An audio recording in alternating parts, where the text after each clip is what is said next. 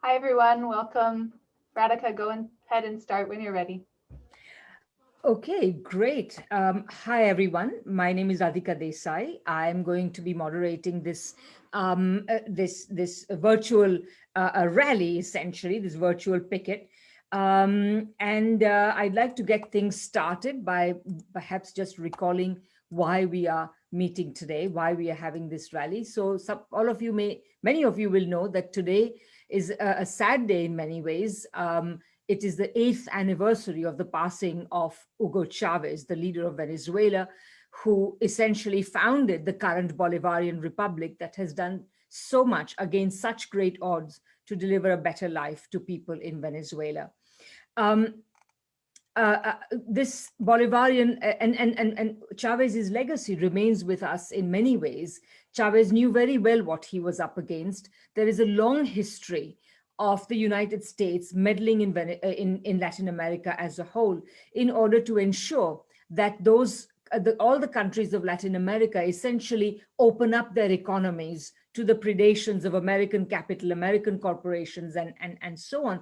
And of course, Venezuela, of all of these, is is particularly to be targeted because it is a country that sits on vast mineral wealth, which American corporations and even Canadian corporations are trying to get their hands on. So essentially, what we are celebrating today, we're celebrating the legacy of Chavez and celebrating the struggles of people of Latin America and Venezuela in particular for a more equal, prosperous, decent, sustainable society. This is precisely the type of society that is opposed by the United States, opposed by neoliberalism. And the United States, as many of you will know, has been mounting a full spectrum hybrid war against Venezuela. It consists of military threats, it consists of economic sanctions, it consists of unrelenting regime change operations, complete with non-entities like Guaido, who are sort of presented to the public as though they are the real representatives of the Venezuelan people. Financial blockades, outright fraud in terms of essentially transferring the wealth of the Venezuelan people into the hands of these upstarts.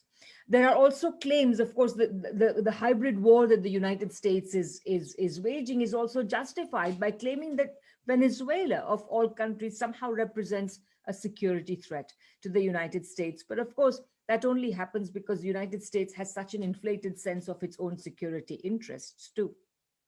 These policies are not particularly Trumpian policies. They began under Obama and they are being continued under Biden, if anything, with greater vengeance. Um, there, these sanctions are imposing an enormous cost on Venezuelan people, on their physical and mental well-being, as well as on, of course, their government and on their society. And there has been no letting up, not during the pandemic. In fact, if anything, the government of the United States is making it difficult for the Venezuelan people to acquire the basic things such as medicines, vaccines, etc., etc. All of this is justified in the name of Venezuela being a security threat, but also by claims that the Venezuelan government, the Bolivarian government of Venezuela, is is engaged in massive human rights violations. There has been report after report by one UN agency after another, which has slammed these sanctions, which has demonstrated that there is nothing, human rights violations on that sort of scale is not taking place anywhere in Venezuela. Despite that, the sanctions continue. So we are here to demand, on the day of the passing of Hugo Chavez, that the United States and Canada take the hands of Venezuela, they end sanctions right now, and build a better relationship between the peoples of all the peoples of the Americas. So this is what we are here to do today. And we have, just to go over the program with you, we have three speakers. Well, we will first begin after my remarks. We will begin with a short video for Chavez, and then we will have three speakers, three very distinguished speakers, tell us, who are very well informed about the situation in Venezuela, to give us a few remarks about that. And then we will have a brief period in which various solidarity groups who are here will present their messages. If you are here from a solidarity group and would like to give a message, please message Alison Bodine, who is here, and we will add you to the list of people who would like to speak. And then we will do a closing ceremony by taking a group photo. There will be a couple of announcements, and then we will close. So that will be our program for today. So Alison, shall we have the film now?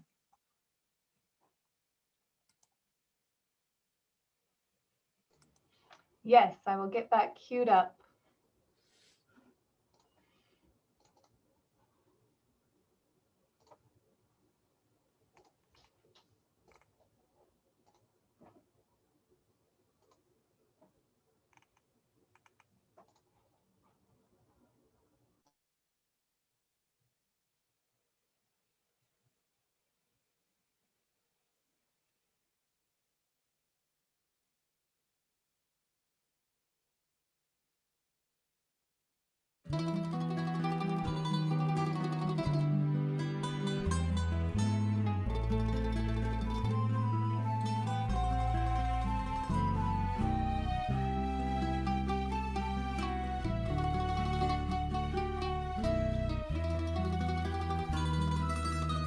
En la despedida del amigo queda un adiós detenido, palabras que se congelan, ganas de ya haberlas dicho, lágrimas que no se lloran para no aceptar que se ha ido, pena convertida en gloria, amanecer extendido.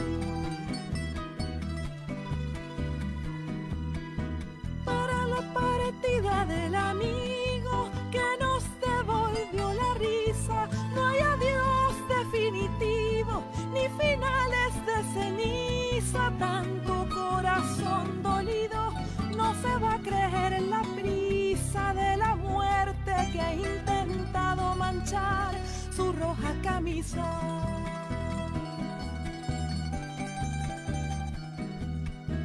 Toda la ternura de este amigo desparramada en la brisa de un pueblo que habían dormido, de una América hecha trizas. Nadie piensa que se ha ido, fue un momentico a la misa y va a volver con Sandino, con el Che Martí Bolívar.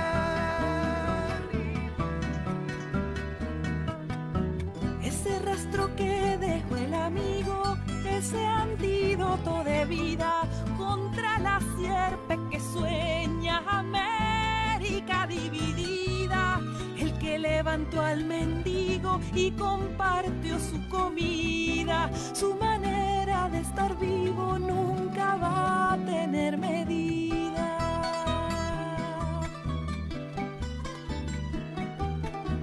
Todos los amigos del amigo tienen el alma bordada con las frases que nos dijo, con campechana sonrisa. Nadie piense que se ha ido, fue un momentico a la misa y va a volver con Sandino, con el Che Martí Bolívar.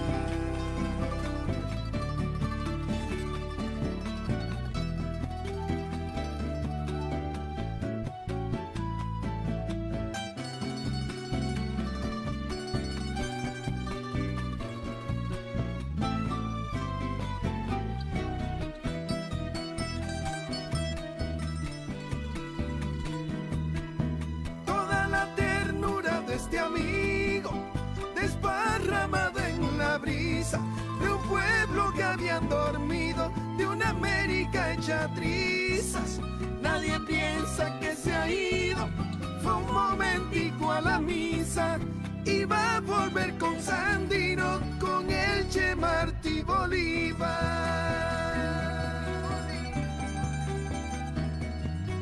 Ese rastro que dejó el amigo, ese antídoto de vida contra la sierpe que sueña América dividida, el que levantó al mendigo y compartió su comida. Nadie piensa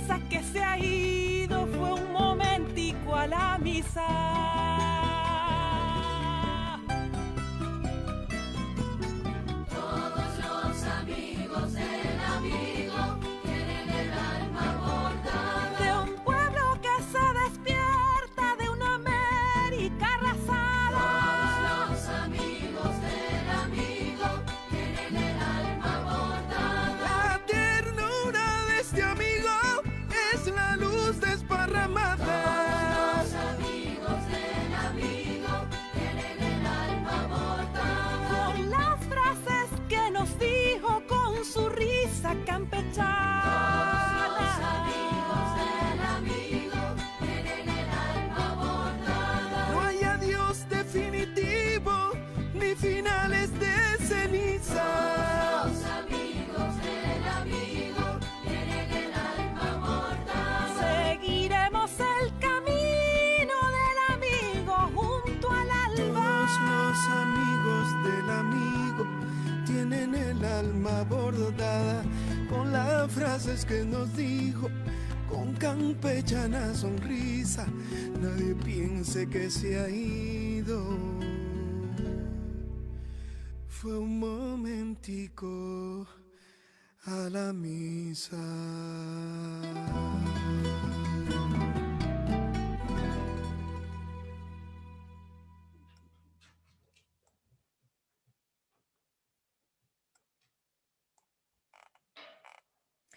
Thanks, Alison. Okay, so now we will go to our first speaker. Dr. Maria Paez Victor is a sociologist. She was born in Caracas and lived there for many years. She studied there. She has degrees from Venezuela, from England, as well as from Canada. And she has now retired from university teaching. In more recent years, she has been a founding member of the Louis Rial Bolivarian Circle and the Canadian, Latin American, and Caribbean Policy Center. Maria has written a book on the Venezuelan War of Independence. Apart from her academic work, she writes on Venezuelan politics, and she has a weekly radio show on the Spanish language community radio in Toronto. Maria, please take it away.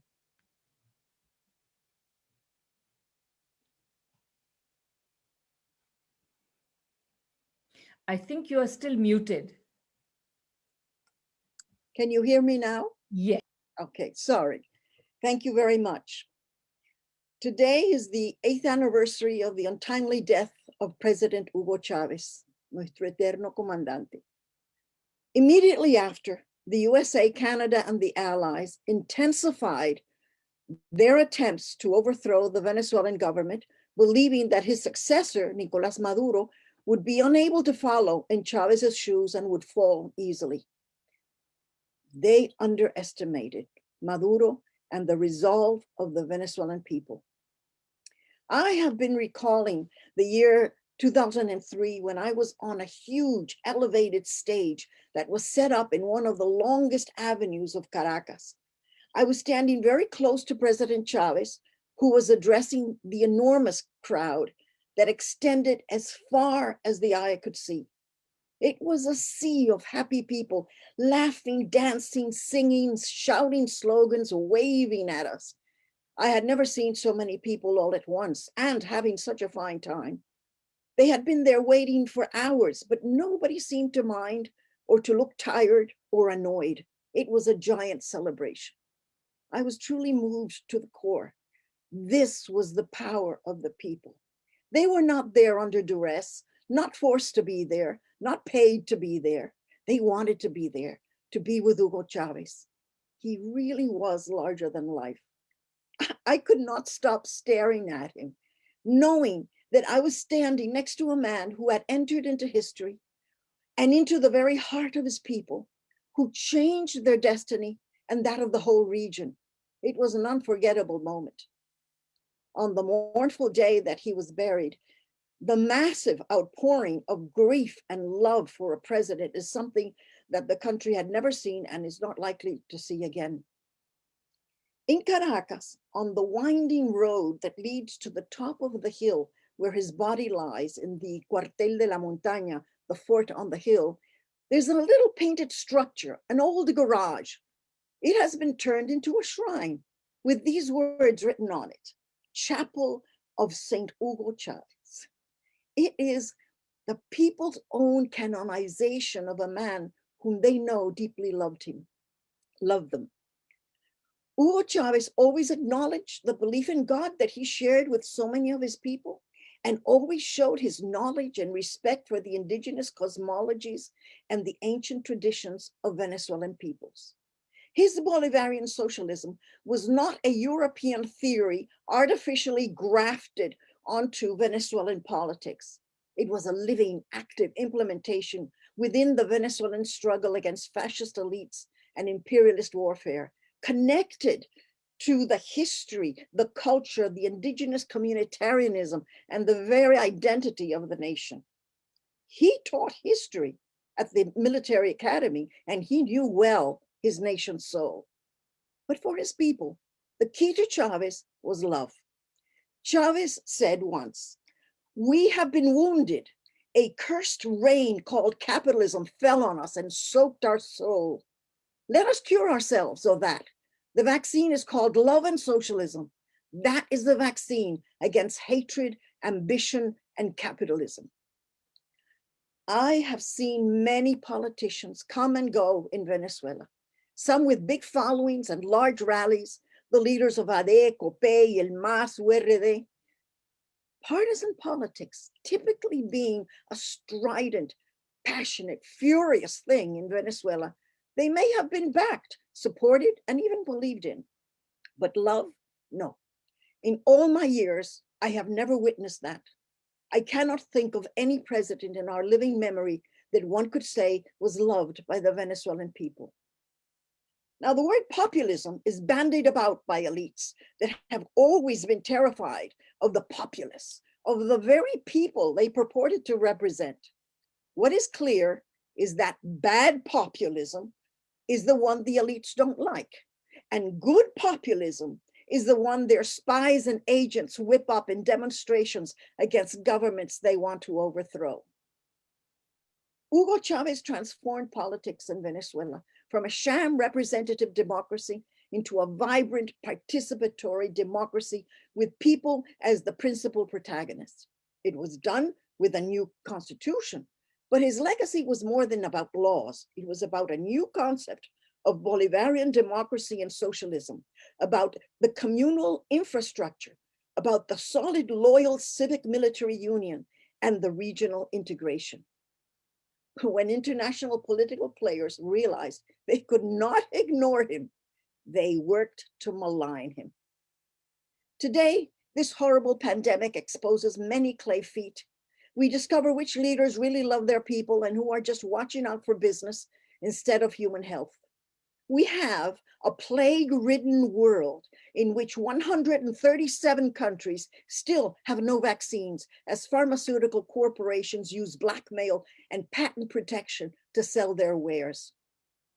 Cuba, Russia, China, Iran have heroically come to the aid of Venezuela with vaccines, medical equipment, gasoline, since the USA and its allies have inhumanely barred the nation from selling its own oil or from buying anything in the international market. We have witnessed the stark contrast between greed and solidarity, between colonialism and humanitarian dignity. So what would Chavez be thinking if he were here right now? Well, first of all, he would congratulate himself for having favored as his successor Nicolás Maduro, elected in free and transparent elections. The once bus driver and union leader has not led Chavez down. Maduro is steering the nation through the worst war Venezuela has experienced since the War of Independence, and done so with an exceptionally able political team at his side, acting with tremendous creativity and courage. They give public needs the first priority, despite the horrendous economic war waged by the United States and its allies that has dramatically reduced government income by about 90%. The losses are estimated at $114 billion, equivalent to the cost of 25 years of social services. coups, paramilitary incursions, cyber attacks, assassinations, media demonization, stealing Venezuelan assets and gold, creating a fake president, destroying the currency, illegal sanctions. All this is the USA, Canada, Europe hybrid war thrown at Venezuela like at no other nation, perhaps except Cuba. Some who call themselves progressive or democratic believe that these illegal sanctions are okay because at least it's not military invasion. But it is economic imperialism that kills just as much as a bullet or a bomb. In 2017 and 18 alone, that year, 40,000 Venezuelans died directly due to the illegal sanctions, and surely many more since then. To no avail has Pope Francis urged that sanctions be stopped during the pandemic. 40 international banks in 17 countries have stolen Venezuelan assets worth $6 billion. This February, Elena Duhan visited Venezuela. She's the third UN human rights rapporteur to do so and to condemn the sanctions. She chastised those banks for refusing to return Venezuela's funds and gold and denounced serious violations of the human rights of Venezuelans that prevent them from accessing food and medicine. Chavez most certainly would have vigorously denounced all of this as sheer piracy. Yesterday at the UN Human Rights meeting, the USA was denounced for issuing decrees, which Biden issued just like Obama did, alleging Venezuela a security threat to the USA so that it can continue to violate international law with arbitrary sanctions. Secondly, it would gladden Chavez to see initiatives to diversify the Venezuelan economy. During his presidency, economic diversification was an important objective. But in the Maduro government, it is now a question of survival. Today, Venezuela's self-sufficiency in seed production is such that it's on the way of being a seed exporting nation, and it is producing 88% of its own food. And Venezuela has manufactured its own laptops, drones, and commercial airplanes. Chavez would agree to Maduro's negotiations to get the private sector to play its part, because after all, one does not negotiate with those who already agree with you, but with those who oppose you. And Maduro is negotiating from a position of much strength, as his party, the PSUV, won the majority in the National Assembly and destroyed any influence of the US puppet Guaido. Working with the private sector is not the same as surrendering to them. As Chavez himself said, we are willing to work together with local national entrepreneurs who want to work to satisfy the needs of the Venezuelan people. Thirdly, Chavez would be proud of diplomatic achievements such as obtaining solid support from the UN non-aligned nations, of leaving the corrupt OAS, of ignoring Canada's pitiful Group of Lima, of not tolerating colonialist interference by the EU, and the continued efforts for regional integration. Mexico, Argentina, Bolivia are returning to the project of integration, soon to be followed by Brazil, Ecuador, and Chile. The Patria Grande, the great homeland that Fidel and Chavez promoted, is on the rise again.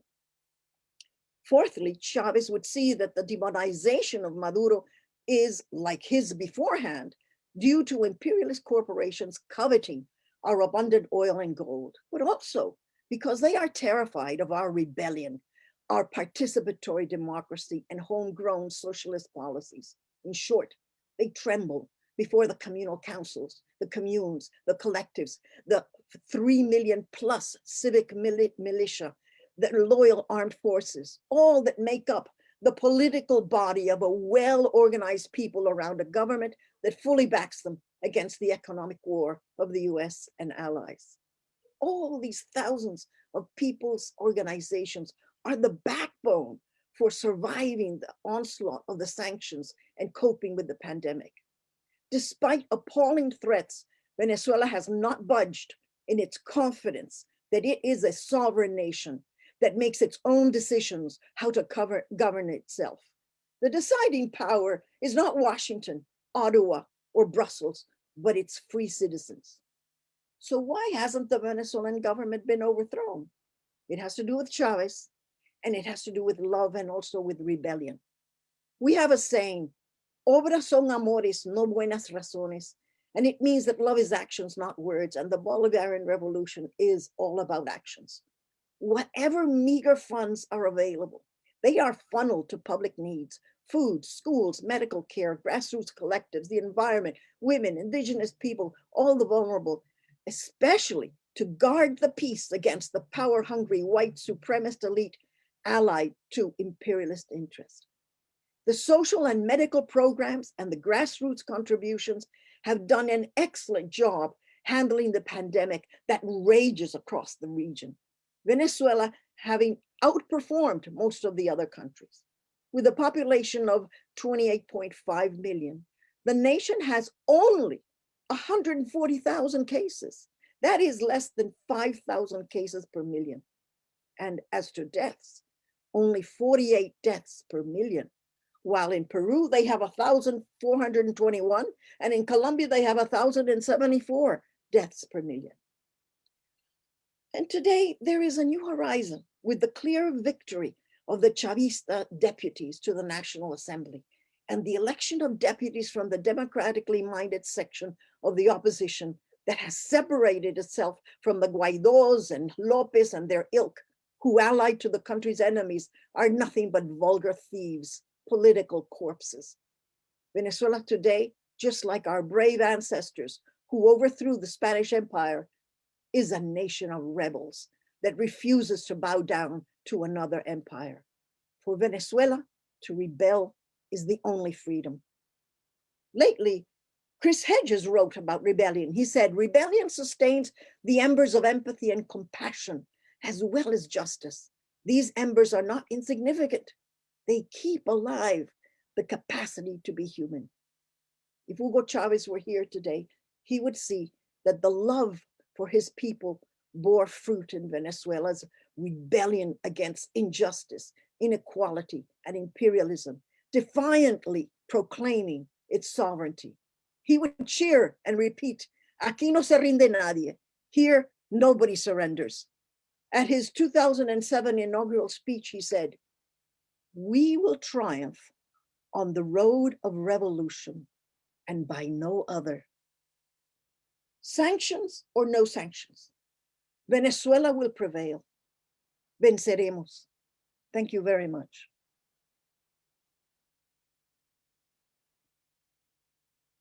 Thank you so much, Maria. It's always such a bracing tonic to listen to you. If one is ever feeling depressed about the prospects of progress, I will give you a ring every time and listen to you for a while. Thank you so much. Our next speaker is Alison Bodine. She is the coordinator of the Fire This Time movement for social justice and Venezuela Solidarity. Fire This Time movement for social justice and the Venezuela Solidarity campaign. She's a researcher, she's a writer and author of Revolution and Counter-Revolution in Venezuela, which was published in 2018. And I know from my personal knowledge of Alison that she's one of the most committed people who has done an enormous amount for solidarity issues relating to Latin America, particularly Cuba and Venezuela. So we're very honored to have Alison. Alison, you please go ahead. Thank you very much, Radhika, and thank you to Maria Paez Victor. It was really an honor to follow your enthusiastic and beautiful words and to be with you here today. I think there's a great importance to gathering here today and continuing to build solidarity with Venezuela against US and Canada sanctions and war. By coming here today and gathering together, we are taking action for Venezuela, bringing people, especially in Canada, but I also see many friends from the United States and people participating even from Venezuela here to declare our solidarity with the people of Venezuela who are under constant attack by the United States and their allies, including the government of Canada. We must take advantage of being here together to grow a stronger movement to confront what imperialist governments, including Canada, are doing to attack Venezuela's self-determination, independence, and their very human rights. Since Comandante Hugo Chavez was elected in Venezuela in 1998, the US-led imperialist campaign has been growing in intensity, as Maria described so well. This continues on through today, through March 5th, 2021, the 8th anniversary of the passing of Comandante Chavez. On March 2nd, Marc Garneau, the Minister of Affairs in Canada, spoke with Juan Guaido, Venezuela's so-called interim president. Quote, during the call, Minister Garneau expressed Canada's serious concern over the unacceptable actions taken by the Maduro regime against democratic forces and civil society, and reiterated Canada's commitment to supporting a peaceful return to democracy in Venezuela. This is an incredibly shameful statement coming from the government of Canada, which has sanctions imposed against Venezuela and continues this alliance with a criminal, Juan Guaido, who stood on a street corner and declared himself president of Venezuela 2 years ago. Then on March 3rd, US President Biden extended the 2015 Obama executive order, declaring once again that the, quote, situation in Venezuela continues to pose an unusual and extraordinary threat to the national security and foreign policy of the United States. Venezuela, with a population very similar to Canada, thousands of miles away, has been declared a threat to the national security of the United States. A dangerous maneuver, which in part enables the US to level such criminal and illegal sanctions against its people. Throughout the pandemic, the US and Canadian governments have been relentless in their escalation of the blockade and sanctions against Venezuela. And despite the deadly threat of the coronavirus pandemic, the United States government has imposed further sanctions, especially under former President Trump, limiting Venezuela's access to food, medicines, and medical equipment. Maria spoke to this too, but I think it is not, we cannot say it enough and explain enough the devastating impact. They've cost Venezuela's economy at least $114 billion in the last 5 years and killed an estimated 100,000 people, as was reported by a UN special rapporteur, one who went to Venezuela prior to the one who has just returned, named Alfred de Zayas. Today we are marking the 8th anniversary of the passing of Comandante Hugo Chavez. He was one of the giants in the history of the working class struggle for liberation, one who continues to live on to today. And one of the ways I think he lives on the strongest is through the growing anti-imperialist movement in Latin America. This is an important legacy of Comandante Hugo Chavez. This is a movement which can bring colonial and semi-colonial countries in Latin America and around the world united against the bully that is the United States, against the endless plundering of Latin America and the imperialist drive for capitalist market hegemony, neocolonialism, and super exploitation that they hope to carry out once again in South America and the Caribbean. Despite sanctions, aggression, and continuing meddling in Venezuela by the US and Canadian governments and their allies, Venezuelan people continue to defend their popular democracy, the democratically elected government of President Nicolas Maduro, their newly elected National Assembly government, and the Bolivarian revolutionary process. This is what the US and Canadian governments and their allies cannot accept and cannot tolerate. We must understand that now more than ever, what our immediate tasks are as people living in the US and Canada, known as the belly of the beast. The best way to contribute to the struggle of the Venezuelan people against the reactionary, pro-imperialist, right-wing opposition inside Venezuela, and also against the constant attack, blockade, and interventions of imperialism to build a strong anti-war, anti-imperialist movement that focuses on building Venezuela solidarity and also demands the normalization of relations between the government of Canada, the government of the United States, and the democratically elected Bolivarian revolutionary government of Venezuela. I look forward to working from Fire This Time, Venezuela's Solidarity Campaign, to working on with people on this call to build this movement. To build a campaign that means ongoing and consistent political activities, no matter what conditions we may face, including the pandemic that continues to plague the world today. We have seen very clearly that the heroic people of Venezuela and their revolutionary government under Comandante Chavez and now the democratically elected President Maduro are extremely capable of dealing with all kinds of internal counter-revolutionary sabotage and external foreign intervention. And we must immediately increase our effort to explain to people in advanced industrial countries that the shortages of goods, of food, of medicine, of basic necessities are the results of inhuman, brutal, and heavy imperialist sanctions and blockade. That is why we have started these monthly actions and have come together today. We must build a movement in defense of the Venezuelan people with the main slogan of US, Canada, and all other imperialist hands off Venezuela and end the blockade against Venezuela. We must build a movement and a campaign to defend the self-determination, sovereignty, and human rights of the people in Venezuela. Let's work and focus together in a united effort and a united front on these basic demands. We will win. Venceremos. As Comandante Hugo Chavez said, let the dogs of imperialism bark. Our task is to consolidate this century and the real liberation of our people right now. Thank you. Thank you very much, Alison. That was also very rousing. Finally, we turn to Nino Palicia. Nino is a Venezuelan Canadian activist and writer with the Hugo Chavez People's Defense Front Southwest chapter.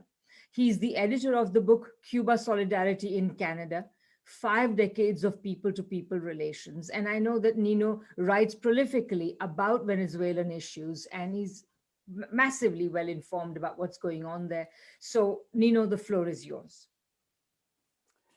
Yeah, thank you, Radhika, and greetings to all the people attending to this virtual rally.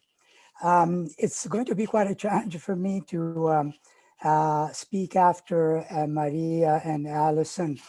I particularly enjoyed Maria's sort of vision of what how Chavez would interpret what's happening today, and I totally share her thinking today.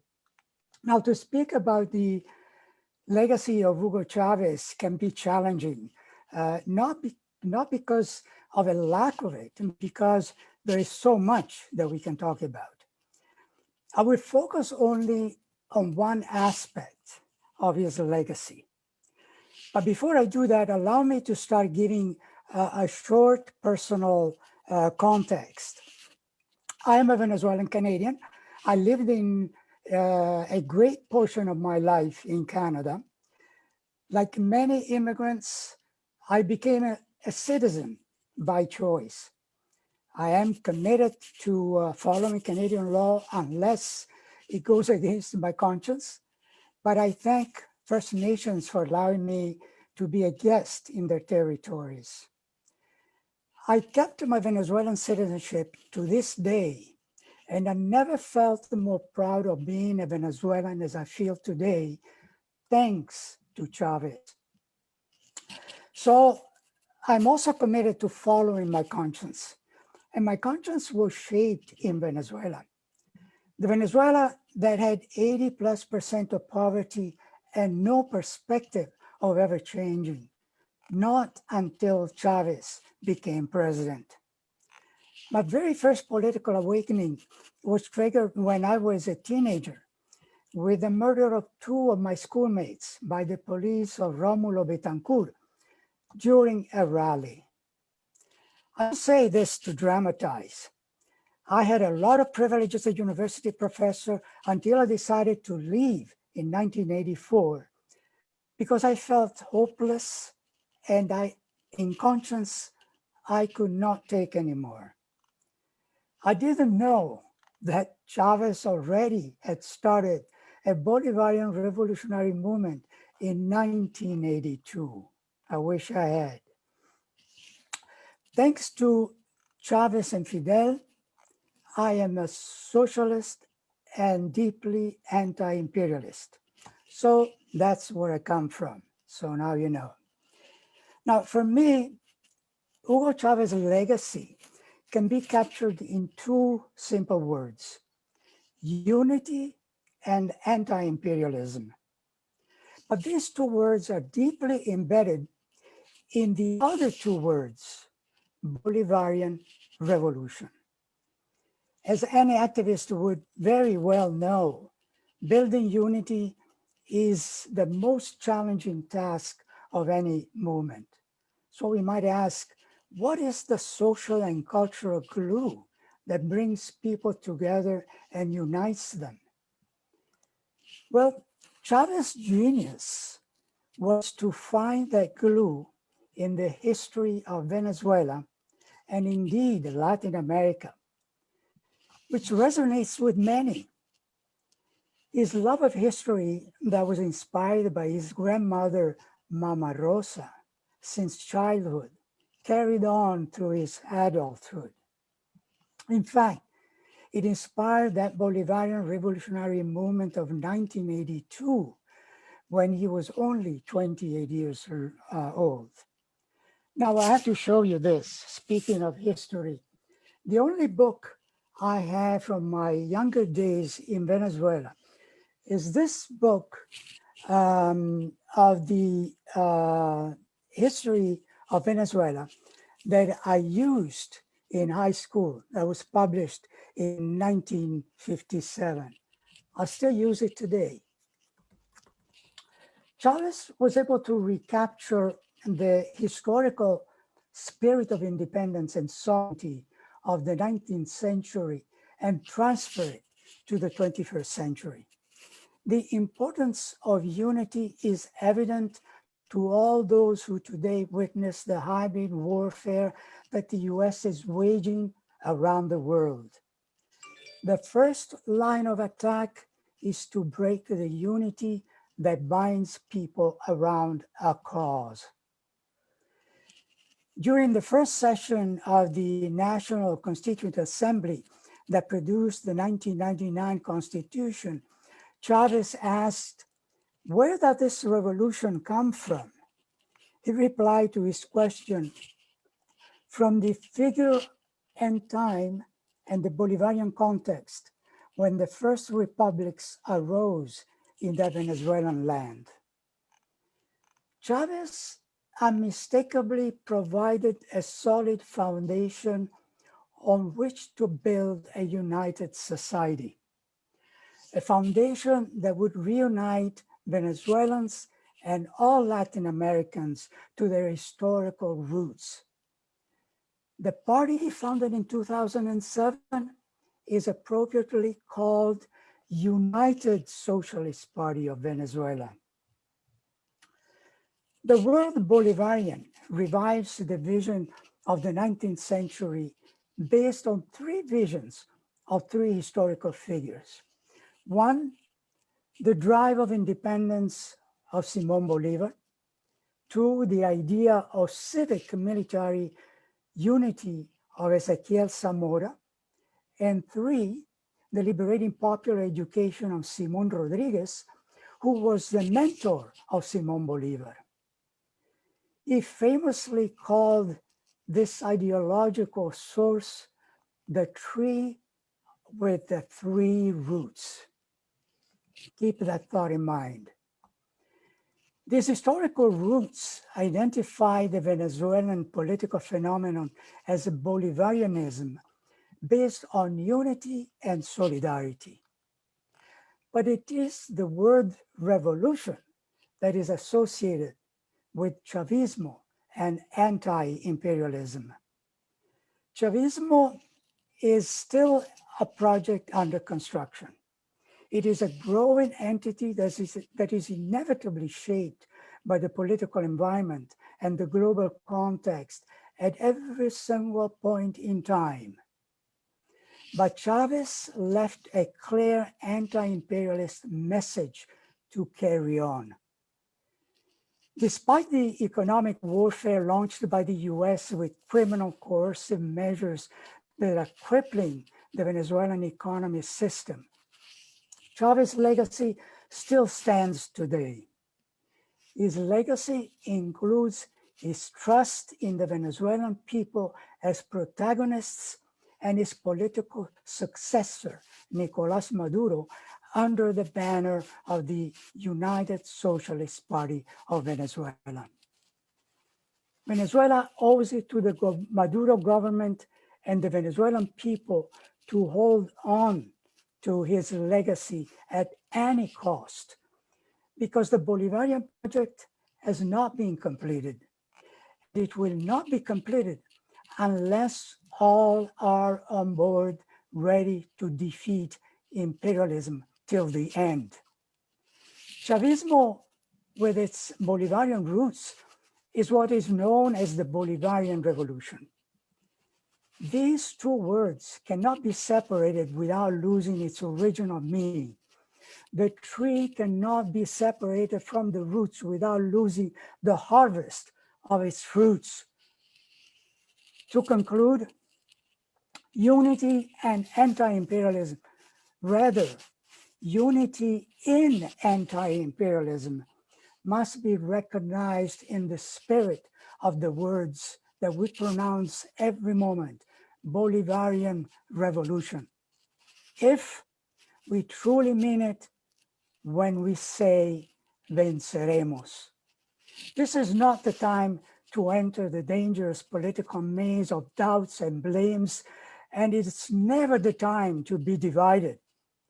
The Bolivarian Revolution cannot die. The price of losing the Bolivarian Revolution is too high. As Fidel once said, history tells us that a defeated revolution must pay the victors in blood.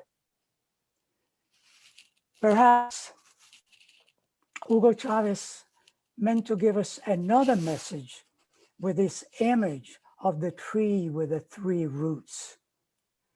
A tree resists the impact of stormy winds by bending before returning to its straight position. Otherwise, it snaps and dies. We cannot let that happen. So, venceremos. Thank you. Venceremos indeed. Thank you very much, Nino.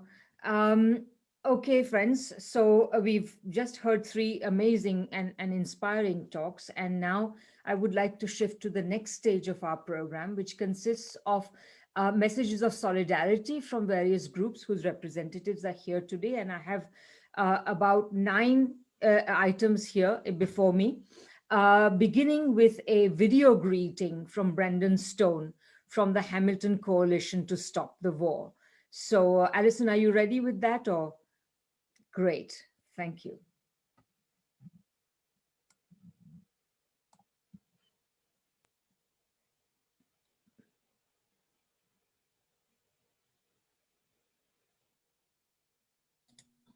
Hi, my name's Brendan Stone, and I'm an executive member of the Hamilton Coalition to Stop the War. Now, aggression against countries takes all forms.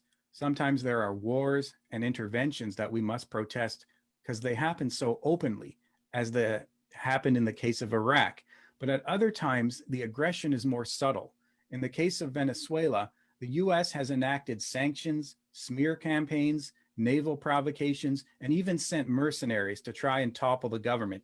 Canada has been part of too much of that. Now, I attended the World Social Forum in 2006 in Caracas, and it was At the same time, I was learning about a critique of neoliberalism from professors at university.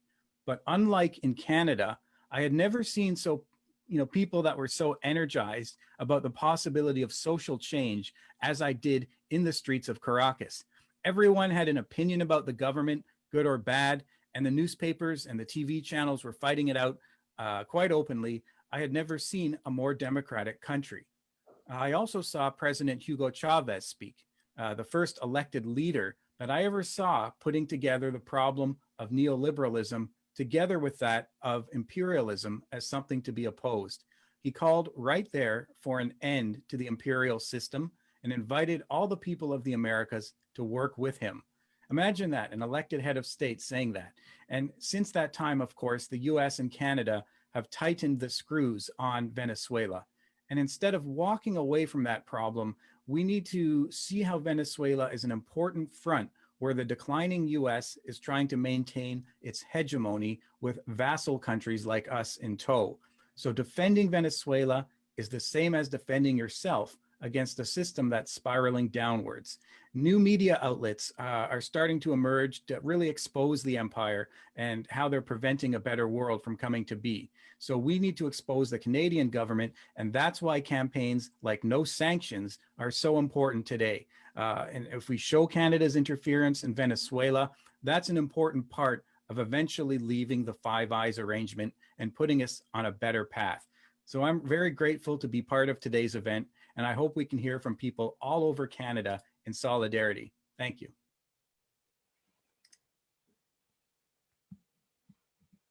Great, thank you. Okay, so I have 8 other names, and I'm going to call them out one by one. And I would be grateful if everybody kept to roughly about 3 minutes each, then that will keep us on time and not keep us much longer than, so yeah, keep us on time. So next I have Andrew Barry from the Mobilization Against War and Occupation. Andrew, go ahead, please.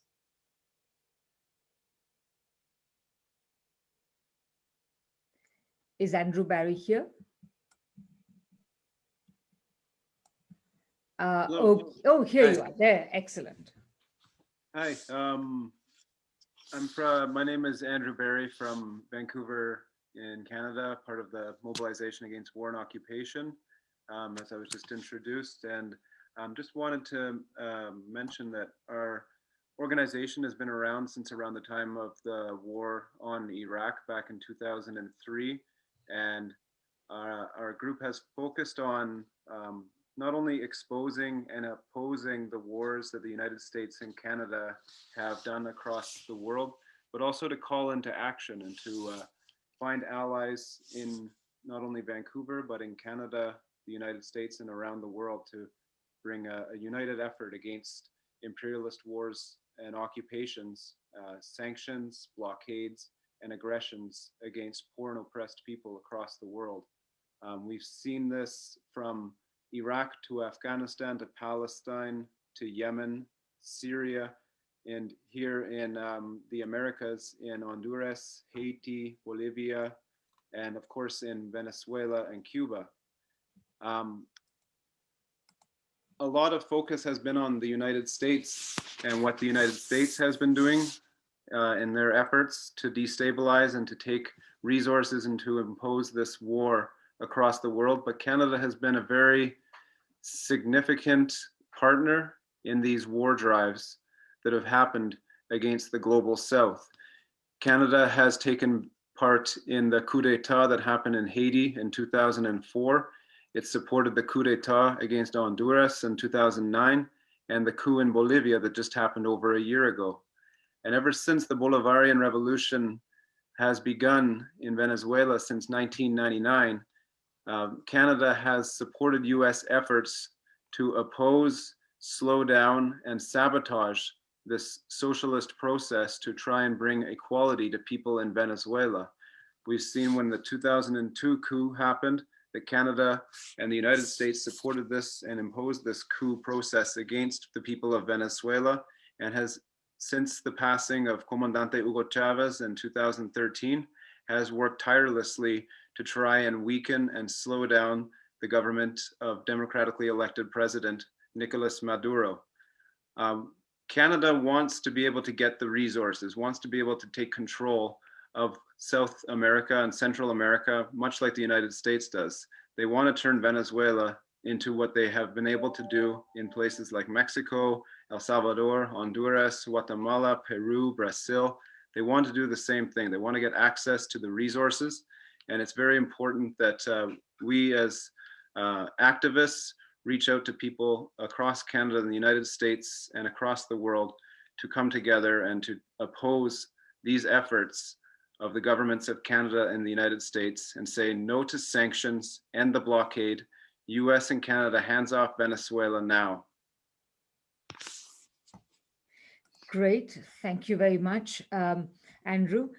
Next on our list is Marie Carmen Guevara from ALBA Social Movements of Ottawa. Good evening, everyone.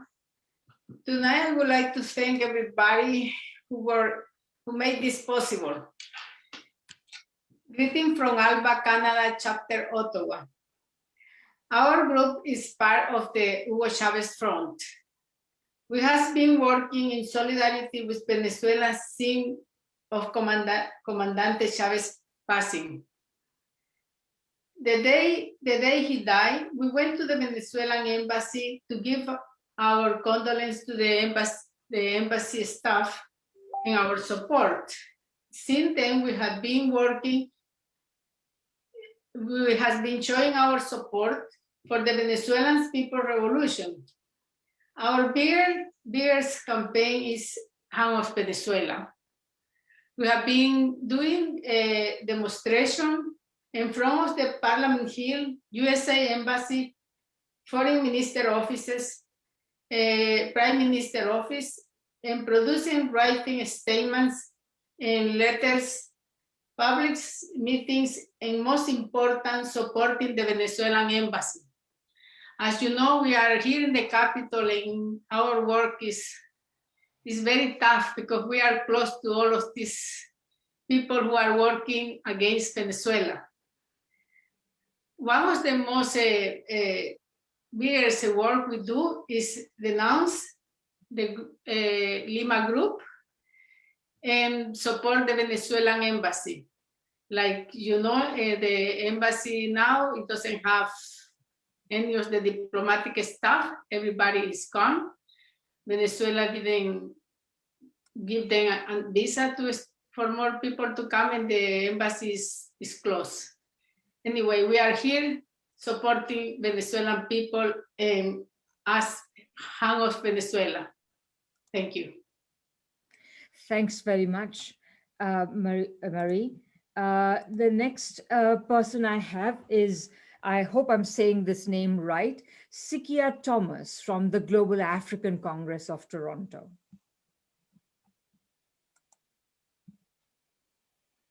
Okay, hello everyone, thank you. Thank you very much. Thank you, Alison. All the presentations are quite exciting and sure inspiration for all of us.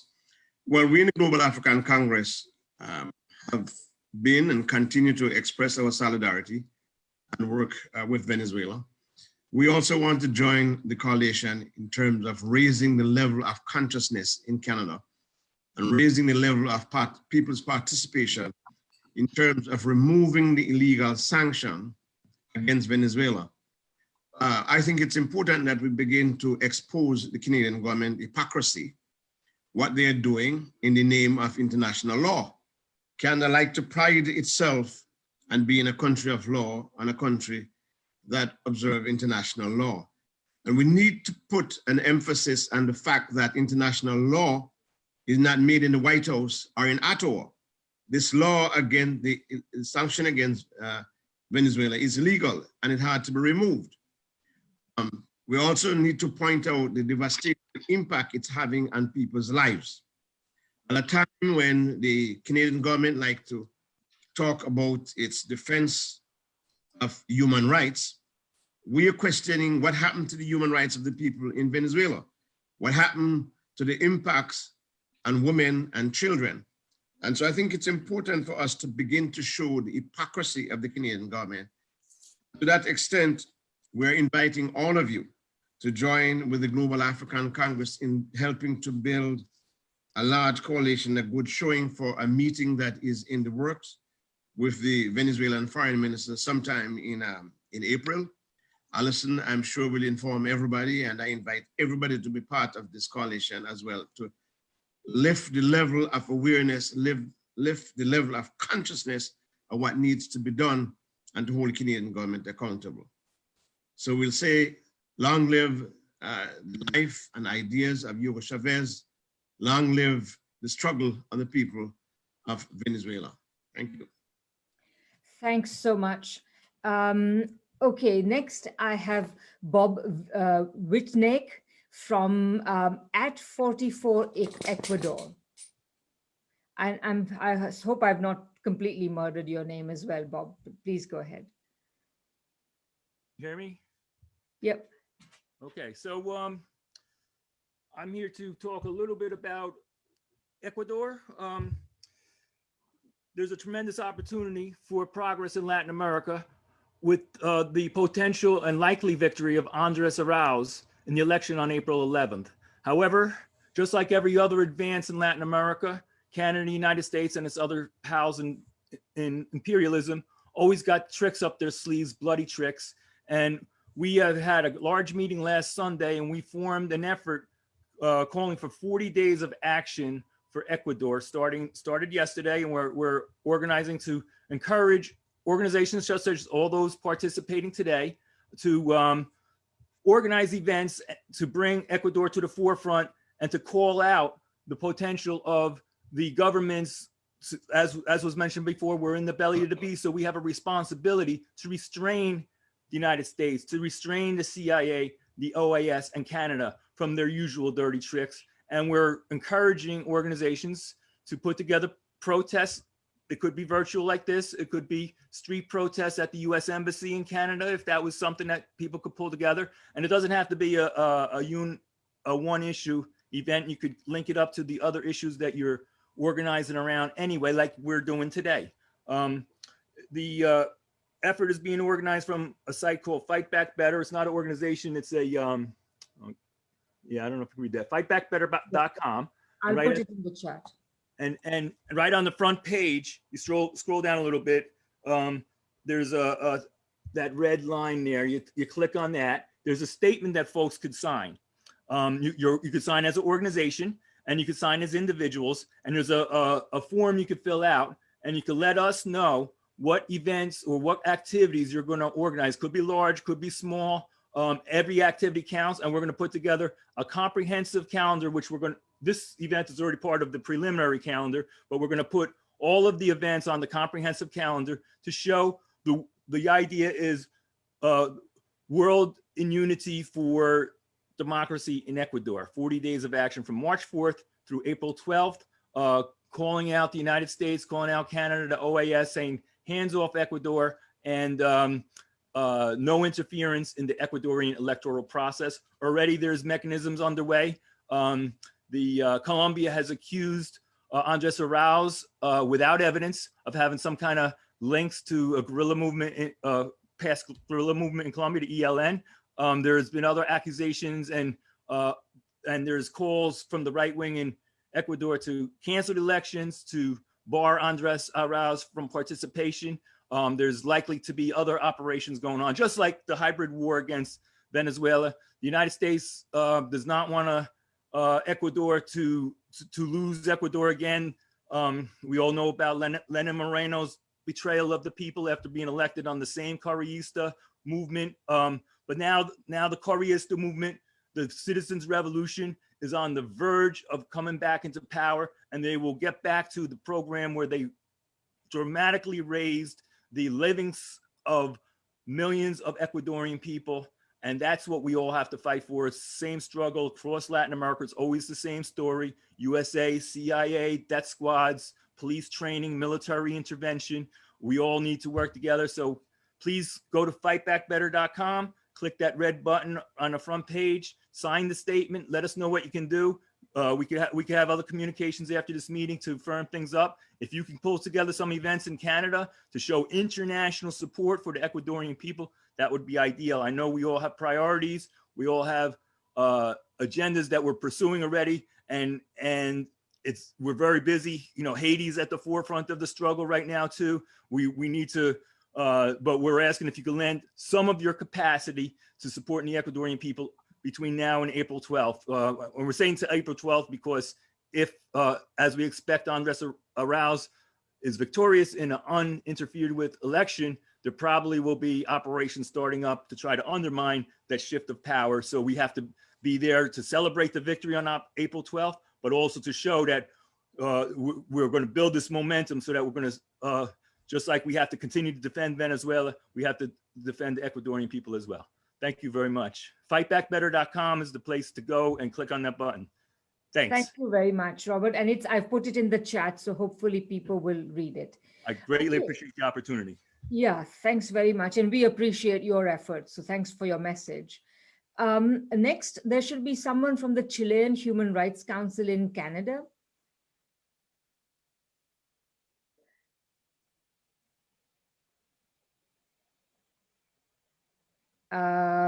Okay, Alison, there doesn't seem to be anyone. Shall I go on to the next person? Yeah, we'll go on to the next. If there is anyone here from the Chilean Human Rights Council, just raise your hand in Zoom. Yeah, exactly. Thank you. Yeah, put it in the chat or raise your hand or just attract our attention somehow. All right, so we'll put you last if you do show up. But in the meantime, we'll go on to Alan Freeman of the Canada, Latin America and Caribbean Policy Center. Thank you. This is a humbling event, and I'm so pleased after 10 years in this country to see the coming together of people from across the coasts and from the many campaigns that are involved. Because I think Canada seems to be a very disparate place where many people work in different ways, and bringing us all together is one of the most important things that can be done, and it's been achieved here.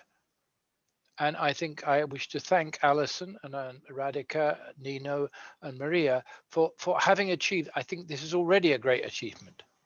I just want to cite a couple of facts with you. In 2017, there was a report commissioned by York University Law School's Justice and Corporate Accountability Project on Canadian mining. It investigated 28 Canadian mining companies and connected them to 44 deaths, 403 injuries, 709 arrests, detentions, and legal complaints between 2000 and 2015. Why is Canada trying to do something about who runs Venezuela? Because its mining companies are telling it what to do. Canada has this image. Friendly, human rights sensitive. Oh, Justin Trudeau, nice beard, you know, forget about the black face. Nice dad, all this. Forget it. Canada is a front man for the United States of America. And the only thing that held it back was that when Trump was president of the United States of America, it was too embarrassing to be associated with him because they would lost of all credibility in the world stage. Now Biden's head is doing the same stuff. Exactly the same stuff. So suddenly Trudeau is let off the leash and he cancels all diplomatic facilities in Venezuela. He doubles down on the sanctions. Why? Because his mining and financial community and his military intelligence complex and Trump tells him to do so. That's what we have to.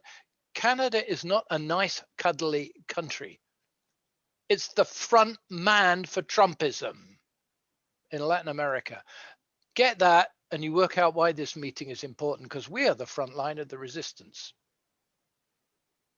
Now, I'm just going to say one thing in order to introduce how that might be done.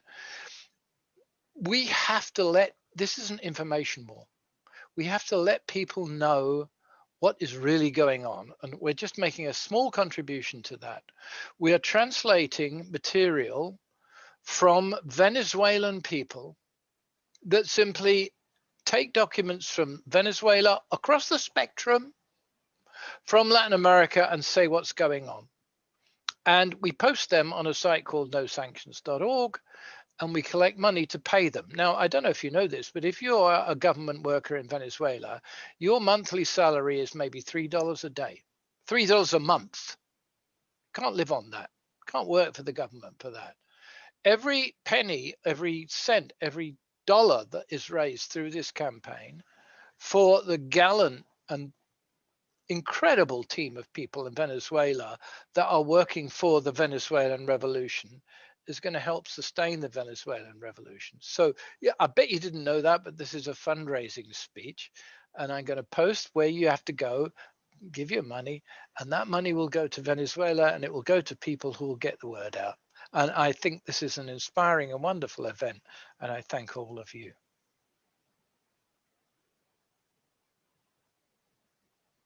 Thank you, Alan. And next I have Barry Weiss, leader of Socialist Action. Barry. Good evening, comrades and friends. It's a great pleasure to be with all of you, coast to coast and up and down the hemisphere on this occasion. On January the 10th, 2019, people from over 100 countries, among them many heads of government, gathered in Caracas, Venezuela to witness the inauguration of President Nicolas Maduro. I had the privilege of representing Socialist Action and the NDP Socialist Caucus there.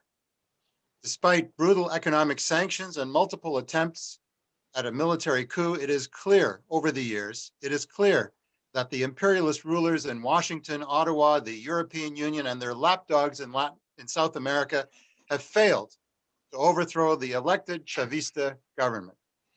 In fact, the EU has abandoned Washington's discredited puppet, Guaido. The ultra-right racist coup in Bolivia was certainly a setback, but it was reversed last year. And we can see the future in the streets of Chile, where the people voted for a new constitution, and in Argentina, where women won the right to choose on abortion. I had the pleasure of meeting Vice Minister of Foreign Affairs, Carlos Ron, at the inauguration. And you know something, I'll never forget the amazing walking tour of downtown Caracas that he gave me. I was so impressed with Venezuela's public housing program, the Gran Misión Vivienda, which has provided housing for over 5 million people, that I made a presentation about it to the Toronto City Council Standing Committee on Housing. I met Carlos again at the Anti-Imperialism Conference held in Havana, Cuba in November 2019, and I hosted a Socialist Action webcast with him on May 28, 2020. The Justin Trudeau government is complicit in the embargo that punishes millions of Venezuelans for the crime of choosing their independence. As we proclaimed with large posters pasted on Toronto's street corners during the 2019 federal election campaign, Chrystia Freeland's hands are dripping with blood, resulting from her leadership of the hateful Lima group that seeks the overthrow of Maduro. Canada's national broadcaster, the CBC, is guilty of lies and acts of criminal omission where it concerns Venezuela. And that is why we organized a protest at CBC headquarters that hundreds attended. On the whole, the mainstream media is atrocious, whitewashing Canada's role as an imperialist robber in Latin America, Africa, and Asia. But our protest actions have made a difference. And that was evident when Ottawa lost its bid for a UN Security Council seat in 2020. However, there's much more work to be done.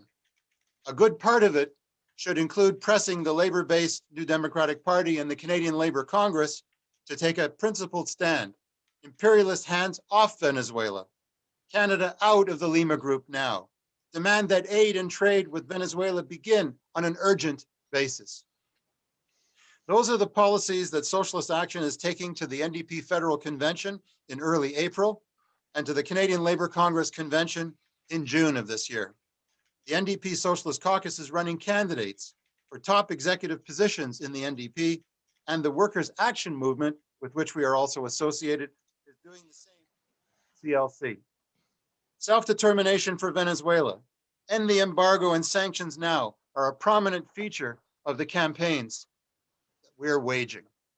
I hope that people listening to this webcast will support these efforts. As a revolutionary socialist, I yearn to see a socialist transformation of Venezuela and all of Latin America. It's the only way the workers and farmers there can escape the grip of imperialism and its rich local clients. That is by taking the Cuban road. Our task in the North is not to lecture folks in the South, it's to get the boot of the empire, including Ottawa, off the neck of the people of Venezuela. Long live international solidarity. End the sanctions now. Thank you very much.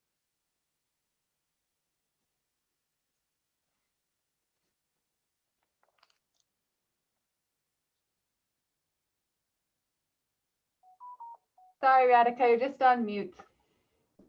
Sorry, my dog was barking. Okay, next, thank you very much, Barry. That was very rousing. And finally, we have Paula Moncada. She's a militant with the JPSUV, which is the youth wing of the United Socialist Party of Venezuela, and she's also a medical student. Paula, please go ahead. Hello, greetings to all the attendants today. I want to talk to an interesting topic. Is the fastest that we... Could you maybe shift the microphone a little bit? There's a buzz and we can't hear you very well. Hello? Yeah, that may be better. No. You can hear me? Yeah, there's a buzz in the background. Yeah. Well, I will try to... That's fine. Please do your best. That's fine. Yeah. Okay. So I want to talk about the facet of Commander Chavez, because Chavez is not only a person that is a military or a revolutionary person, that was a revolutionary person. He was a scientific, a diplomatic, a solidarity person with the world. For that, I want to share the image of the scientific Chavez. It is also important, and I want to highlight this point with you, comrades. The Chavez who supported the scientific development and the cooperation of international institutes with Venezuelan national universities. I believe that it is the strongest and most important point of Chavez. He inspired us, young people, to study, to vote, and to build a better Venezuela every day. There are many scientific projects that Chavez developed together with Venezuelan scientific, full of passion and perseverance. He always said, we have everything to be autonomous, to develop our own technology, because we are blessed with knowledge. So, well, I'm grateful that this meeting says to share opinions. The Monsignor stated think that the merit of our commander was his intelligence and solidarity with the peoples of other nations. I think that the diplomatic Chavez is the figure that the foreign people have about him, because he inspires to all the foreign movements or organization to be rebel, because the young people, we are rebel, is our natural being. So I think that he inspires me to me strengthening ties with movements and organizations that honor the legacy of our commander. I'm really grateful with this with these meetings. And thank you very much. I I am really nervous, but I think that I can handle it a little bit. But I think that it's important that you read some books that I I want to recommend you. I have an English book that you can read about the story of Venezuela. It is also important that you read the Blue Book of our commander, Chavez, so that you can understand the Venezuelan emancipation process in the contemporary history of our country. And I think that it is the more important. I can share with you the link in the shot on the shot. And thank you very much. And see you next time. Thank you. Thank you so much, Paula. That was a very important reminder. So of the scientific Chavez and the inspiration of his legacy for young people. That's fantastic. Okay, well, folks, we have done exceedingly well on time. So thank you everyone for doing that, for helping us do that. So now I have a couple of announcements, and then we are going to take a photo. And I will hand that over to Alison. But let me make the couple of announcements first. So first of all, that we would like very much everyone here and to join the next monthly online picket in solidarity for Venezuela on Friday, April the 9th at 4 p.m. Pacific time, 7 p.m. Eastern time. The information to register will be posted in the chat. So there are these monthly online pickets to share information and to demonstrate our support for what's going on in Venezuela and our opposition to what our governments in the US and Canada and many other places are doing there. So please consider attending that. Second, I'm going to post this link in the chat. There is essentially a letter which we have written, some of us have written, to the Globe and Mail, objecting to their or rather responding to and criticizing what was proposed recently in the pages of the Globe and Mail by Lloyd Axworthy and Madeleine Albright and a couple of other people, essentially a continuation of the neoliberal policies in Venezuela and in Latin America and Central America. So we have a very short and informative letter, and we very much urge you all to sign on to that. So I'm going to put the web link right there. So please go to nosanctions.org and sign this letter if you can. Finally, Alison, well, let me just describe what's going to happen. So we want to take a photo of all participants holding up your signs or showing your T-shirts in solidarity with Venezuela, or waving your flags if you like, or showing any signs that you may have made. We will share the images or just demonstrate your support with a big smile. We will share these images on social media. If you want to participate, you will have the opportunity to turn on your camera. If you don't want to be seen, please don't worry, just don't turn on your camera. Please be patient with us because this will take a few minutes. Alison. Thank you. Yeah, thank you, Radhika, and thank you again to everyone that shared greetings and joined in today's protest for Venezuela. We are here taking action to defend Venezuela's sovereignty, self-determination, and human rights as people here in Canada. And we really look forward to seeing you again next month and to building a campaign all across Canada in support of Venezuela. I think we're pretty close to everyone being here. Looks like it. So we're going to go ahead and take some pictures if people want to wave or hold a sign. I've got one here. And we're here to say hands off Venezuela, no to sanctions on Venezuela. We're also recognizing the 8th anniversary of the passing of Comandante Hugo Chavez. And to that, we say Viva Chavez, Viva Maduro. One second. We say Viva Chavez, Viva Maduro. We say that we will continue defending Venezuela, that we will continue our organizing as people united across Canada and the United States. It is wonderful to see your beautiful faces and your hats, and we hope that many of you will join us next month and bring greetings and solidarity. If everyone wants to put up their fist or make a peace sign, here we are. There's a few pages. Venceremos, venceremos. Venceremos. We will win. We will see you again next month. Thank you very much, everyone. We're here all the way from Newfoundland to the West Coast here in Vancouver, United for Venezuela, and also in Venezuela. Thank you again, Paula, for joining us, and we will see you all soon. Thank you all. See you. See you. Mira, ¿te viste?